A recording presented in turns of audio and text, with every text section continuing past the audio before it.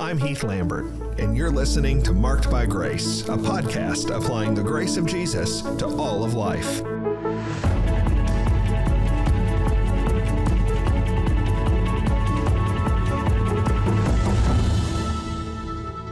I want to welcome you to Marked by Grace. I want to welcome you to a very special week at Marked by Grace, because this is the week where at First Baptist Church in Jacksonville, Florida, we are celebrating the sanctity of human life.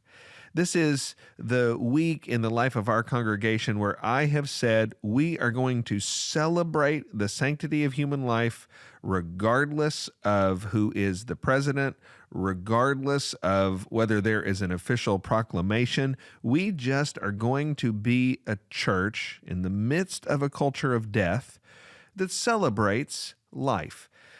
And so this is the week where we are celebrating the sanctity of human life, and we're not just going to talk about that in our church, although we did, but we are going to talk about that on the podcast as well. And what I want to do is talk about whether or not a woman who gets an abortion should be prosecuted. This is a question that comes from you. Those are the kinds of questions that I love to answer. If you would love for me to answer one of your questions, you can send that question in to markedbygrace@fbcjax.com. That's FBCJax with an X, and I get to as many questions as I can. This week, the question is, should moms who get abortions be prosecuted? Now, if you go back to the June 27th, 2022 episode of Marked by Grace, you are going to hear me talk about the differences between the pro-life and abolitionist side of the folks who want to preserve life and end abortion in this country. I described myself back then and will describe myself now as an honored, thankful member of the pro-life debate. And for me, I want everybody to join hands on this. I want everybody to fight for every life we can. I want to do every righteous thing I can to protect and preserve and defend life. I hope you are that way too. This is one of those questions, the topic of the podcast this week: should moms who get abortions be prosecuted? This is one of those questions that people on the abolitionist side sort of level at those of us on the pro-life side. And the idea here is that there is a logical connection. So you believe abortion is murder, right? And the answer to that question is yes. And so since you believe abortion is murder, don't you think women who get abortions ought to be prosecuted? And so now that question is being asked of me. And listen, I just want to let you know, I am not, when I get your questions, I'm not trying to pick the easy ones. I'm not trying to pick the ones that are the most familiar or the most comfortable for me to answer. I really do want to answer the most relevant and even the hardest questions. And this can be, depending on who you are, a very, very hard question. I just want to take it. I just want to take the bull by the horns and answer it. And what I want to do is tell you 4 realities that I think about in answering that question about whether or not a mom who gets an abortion should be prosecuted. And the first thing is that we need to remember the difference between a sin and a crime. The difference between a sin and a crime. Every bad act is a sin, but not every bad act is a crime. There are plenty of sins that are not criminalized. By the way, we could talk, this is a whole other deal. We could talk about the fact that there are some crimes that are not sins. It's possible to criminalize things that God says are not sins, but that's beyond our scope for today. Not every bad act is a crime. That is, it is possible in a Christian way of viewing things to see some bad acts as sin for which there is not a criminal penalty. Think of adultery. If you go out and commit the sin of adultery, you have transgressed God's law, but at least in the United States, you have not transgressed American law. Same thing with something like homosexuality. God thinks homosexuality is a sin, but it is not a crime to commit a homosexual act. Used to be, it's not anymore.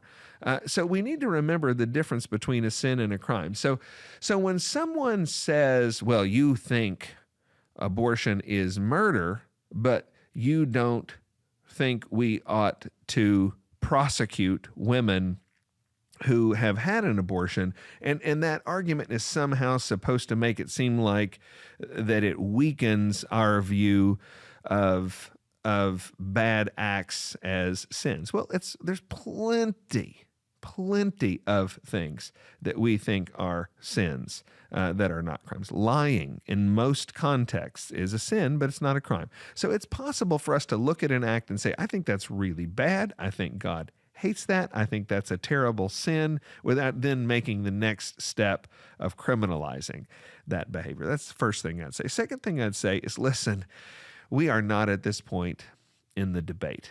In the debate about the saving of human lives in the womb, we just aren't at the point where we're talking about criminalizing women who get an abortion. You can get an abortion anywhere you live in this country. Babies are not safe. That means we have a lot of work to do just to keep babies alive. And listen, you can like this, you can not like this. I'm not here to be a politician. I'm just telling you the way it is. If you go out here and you start talking about locking up women for having an abortion, you are going to set back the pro-life cause to an incalculable degree. So this whole thing about, well, don't you think we should lock up women? I mean, good night. We haven't even saved all the babies in this country. Let's get babies safe and then talk about who gets prosecuted. I don't think that this is a wise thing for us to be talking about right now. And that actually gets to the third thing I'd say, which, what is the goal? What is our goal? Is our goal to lock up people, to see people be penalized for something they did? I don't think so. I don't think, if you really press us, if you really put us in a corner, that we would say, well, really the goal is to get people locked up. It's not my goal. My goal is to save lives. I think about Proverbs chapter 24, verse 11. We get this command. It said, rescue those who are being taken away to death. Hold back those who are stumbling to the slaughter. Our goal is to save lives. Our goal is not retributive justice. Romans chapter 12 says we can leave room for the wrath of God on sins that happen.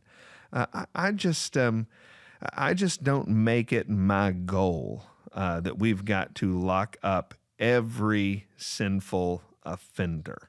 That's not what I'm trying to do. What I would love to do is protect as many human lives as possible. And the fourth thing I'll say in response to this is, one of the problems with prosecuting moms who get abortions is it a terrible sin to be a mom and abort your baby? Yes, that's a terrible sin. But you know what else is a terrible sin? Is to be a dad and fund an abortion. At least I don't. The question I got this week was not about dads who pay for abortions. It was about, aren't we going to lock up moms who get abortions? What about the dad maybe who paid for it, or the dad who let it happen? What about the mother of the mom who got the abortion and funded it? We're going to lock her up. Here's the big deal. What about the abortionist? What about the person who actually held the knife? Are we going to lock them up? So I got to be honest with you, I don't understand singling out one person in this. Is a mom who gets an elective abortion guilty of a terrible sin? Yes, she is. I would love to make it as hard as possible for her to get that abortion. I would love to tell the truth that when she does that, whatever jurisdiction she's in, whether it's a crime or not, she has committed a horrible sin against the living God for which she needs to repent. And if she repents, she'll receive the salvation of Jesus, just like I have had and just like you need. The prosecution of that woman, certainly at this point in where we are in the United States with millions of babies dying every year, that is not my principal concern. Hope that helps this week.